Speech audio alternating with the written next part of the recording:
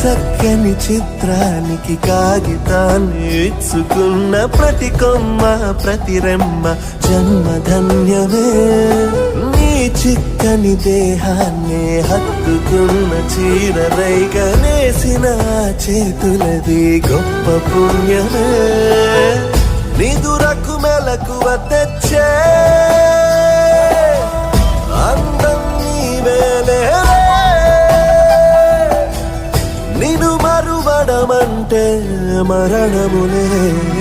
చూపులతో దీపాల దేహముతో ధూపాల చంపేయకే, నన్ను చంపేయకే.